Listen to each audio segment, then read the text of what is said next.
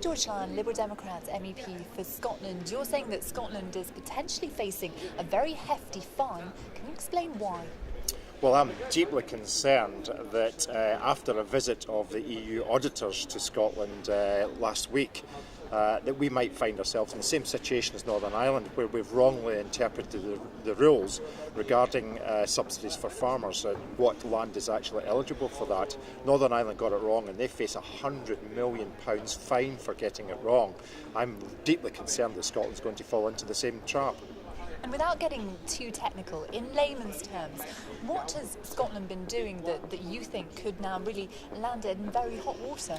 Well, what appears to have happened is that our interpretation of what land was eligible and what was not has been wrong. The Irish got it, the Northern Irish got it wrong. In Southern Ireland, they've interpreted it differently and they seem to have got a clean bill of health from the European Court of Auditors. My worry is that we've got it wrong and we're going to get the fine.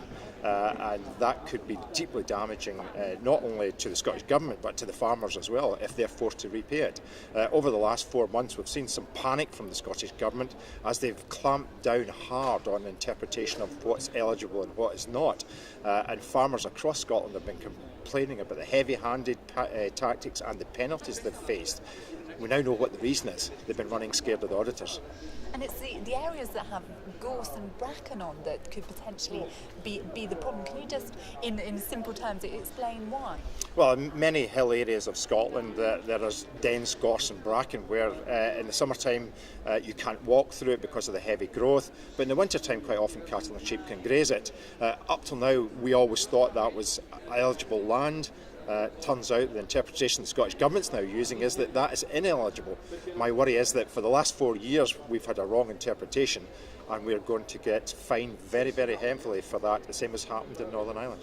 And as you say, for farmers who in Scotland have been complaining recently of really heavy-handed inspections and penalties, is the penny dropping now that this is why? Well, I think we now clearly realise why this has happened.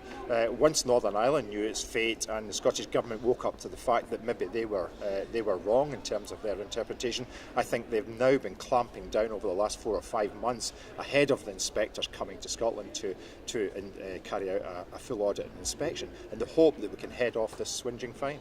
Do you think, in that sense, the inspection and the penalties, do you think farmers are really paying the price for a mistake by the government in the way it's interpreting the rules?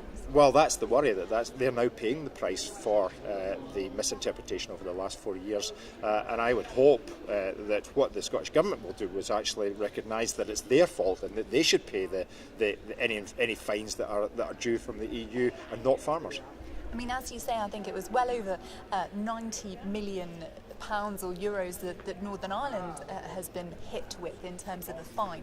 Are you worried that Scotland's fine potentially could be along the same lines? I am, because we are a bigger farming industry than Northern Ireland, and the scale of the problem may well be even greater.